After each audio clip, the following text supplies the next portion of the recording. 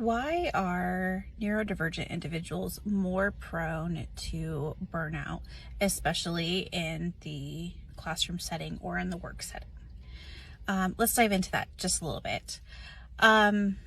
Teachers in general are prone to burnout because we are putting everyone else's needs above our own. I mean, for the most part, that is our job. We are trying to meet the needs educationally and socially and emotionally of these students every day. And that takes a toll. But when you throw in the aspect of being neurodivergent on top of that, you throw in masking, which is basically holding it together and not letting any of your neurodivergence out. I have basically a mask I put on when I go to work that is different than when I am at home, where I appear that I have it all together. And so holding it together like that, masking, is exhausting in itself. Also, you're not being your true authentic self. And that suppression of that kind of hurts mentally, emotionally, but then it's on top of the other things going on. With that, when you are ignoring your needs, you're also ignoring your body's cues that tell you you need rest, you need to eat, you're sick, and you're pushing through. I know a lot of times I have just pushed through and mentally tried to tell myself, you're not sick, keep going, even though I really was, and my body needed rest at that time. That's just another layer that kind of brings you down to that burnout. Overworking yourself is something that's very, very common with teachers in general, but if you're neurodivergent, a lot of times you are able to hyper focus, which is a blessing and a curse. Hyper focus means you can get really into things, and for hours, days, that is what you're doing, and you are good at it, so good at it, but in the meantime you forget to eat, you forget to sleep, you forget to drink water, again, not caring for your body's basic needs, which doesn't end well.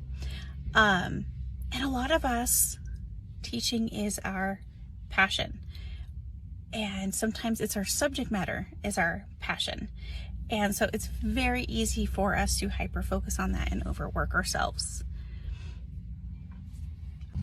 The last couple of things I want to touch on kind of go together.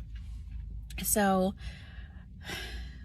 with masking, a lot of times comes people pleasing, and I know that that is something I am recovering from, trying to, not perfect. But people pleasing is basically just doing everything for everyone else to make them happy. Saying yes to committees and projects and taking on things you probably don't have time or mental capacity to take on. It's a thing. And not only, it's a hard thing. And teachers, especially teachers with any type of neurodivergence, tend to fall into that. And with that, which attaches to that, is boundaries.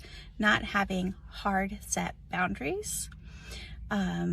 Saying, I am not going to do this. I'm not going to take on more committees. I am not going to do something that's above my job. I'm not going to work after contract hours.